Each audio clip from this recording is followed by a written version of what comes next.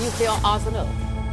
The question that we are asking tonight is, which country is China's arsenal aimed at? Hindi lamang Pilipinas, Taiwan o Japan ang kalaban ng China, kundi pati rin ang bansang India.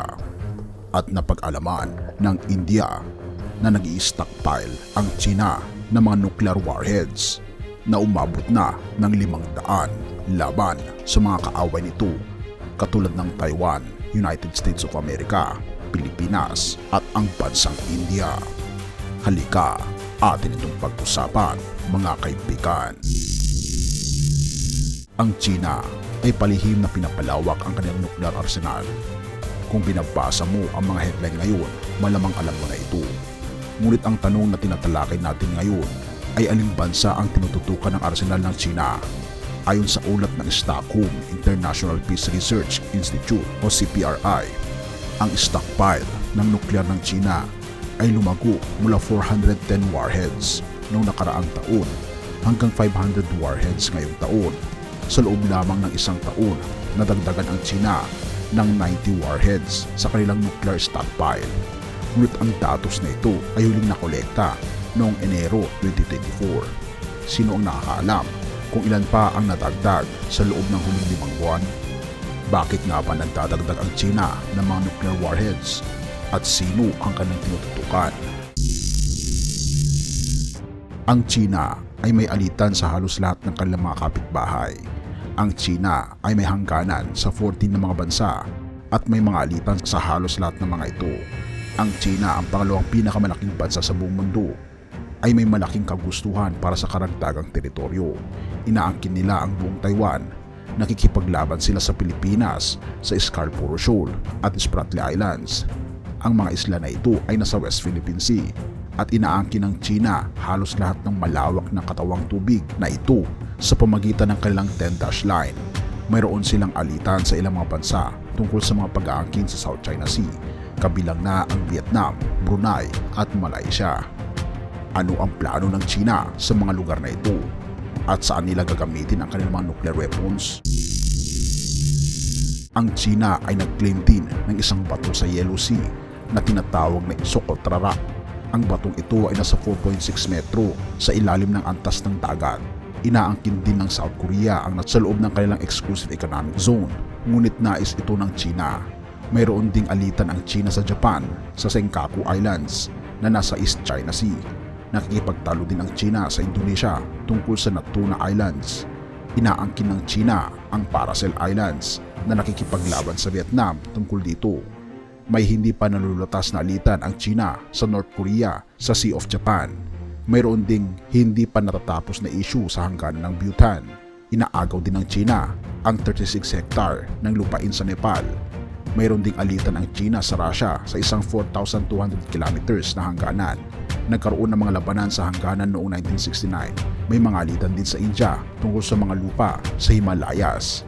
Ang tanong, saan sa mga lugar na ito plano ng China gamitin ang nuclear weapons? Ayon sa ulat ng CPRI, sa kauna-unahang pagkakataon, inilagay ng China ang ilan sa mga nuclear warheads sa estado ng High Operational Alert. Ulitin ko, High Operational Alert. Ibig sabihin, nakahanda na ang mga nuclear warhead sa mga missile. Hindi natin alam kung sino ang kanilang tinututukan at saan eksakto sila nakatutok. Ngunit mataas ang posibilidad na hindi ito para sa mas maliit na mga bansa na walang mga nuclear weapons. Salamat naman at hindi nakatutok ito sa Pilipinas. Tingnan natin ang nangyayari sa South China Sea. Ang Chinese Maritime Militia at Coast Guard ay magkasamang nangigipit sa mga bansa katulad ng India. Sino ang target ng mga nuclear weapons ng China? Malabo na gagamitin ng China ang kanilang nuclear weapons sa mas maliliit na bansang walang nuclear na armas katulad ng Pilipinas, Japan, Vietnam, Malaysia at Singapore at Brunei. Ang China ay may mga hindi pa nalulutas na issue sa Russia. Ngunit gagamitin ba nila ang nuclear weapons laban sa kanilang matalik na kaibigan? Malamang ay hindi. Ang Amerika ang pinakamalamang na nasa tuktok ng listahan ng makaaway ng China. Ngunit ang China ay hindi maglalakas loob na gamitin ang kanilang nuclear weapons laban sa Amerika dahil mas malaki ang nuclear arsenal ng Amerika. Kung hindi Amerika, sino ang target? ng China.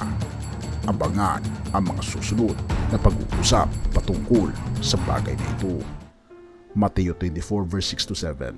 At inyong maririnig ang mga digmaan at mga alingaw-ngaw ng mga digmaan. Ingatan ninyo na huwag kayong mangamba, sapagkat kinakailangan mangyari ang lahat ng mga bagay na ito, datapwat hindi pa ang wakas, sapagkat magsisitindig ang bansa laban sa bansa, at ang kaharian sa kaharian, at magkakaroon ng mga kagutom at mga lindol sa iba't ibang dako. Ang mga salita ng ating Panginoon Jesus sa Mateo 24 verse 6 to 7 ay nagbibigay babala tungkol sa mga darating na kaguluhan, kaibigan. Sa harap ng mga balitang tungkol sa paglago ng nuclear arsenal ng China at mga alitang teritorial sa iba't ibang bansa, mahalaga ang paalalang ito ng ating Panginoon Jesus na hindi tayo dapat mangamba. Ang mga digmaan at alingaw ng digmaan ay bahagi ng mas malawak na plano ng Diyos at hindi pa ito ang katapusan. Na sa panahon ngayon, ang mga balita tungkol sa lumalaking nuclear arsenal ng China at ang kanilang mga alitan sa mga kalapit na bansa ay nagdudulot ng takot at pagkabalisa sa marami. Ang mga tensyon sa pagitan ng mga bansa ay nagpapataas ng panganib ng digmaan at kaguluhan. Subalit tulad ng sinabi ng ating Panginoong Yesus, kinakailangan mangyari ang mga bagay na ito, ngunit hindi pa ito ang wakas. Ang mga pangyayaring ito ay bahagi ng mas malalim na plano ng ating Panginoong Diyos. Tayo'y manalangin.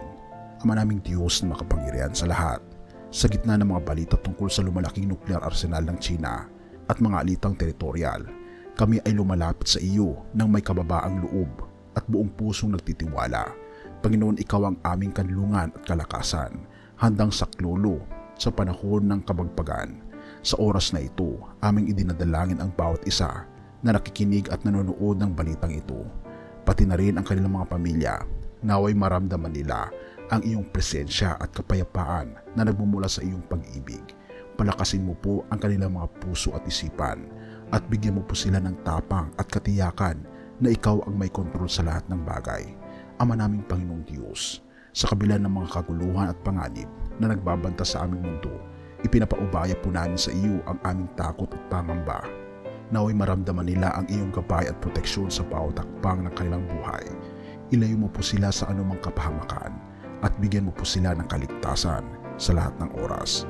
Hinihiling po namin, o aming Panginoong Diyos, ang inyong paggabay sa mga pinuno ng aming bansa at sa buong mundo. Naway magkaroon sila ng karunungan at pagkaunawa upang gumawa ng mga desisyon na makakabuti para sa lahat. Pawiin mo po ang galit at takot na nagdudulot ng kaguluhan at ibalik niyo po ang kapayapaan sa aming mga bayan. Ama naming Panginoong Diyos, sa iyo po kami umaasa at nagtitiwala. Naway patuloy mo po kaming gabayan, ingatan at pagpalain.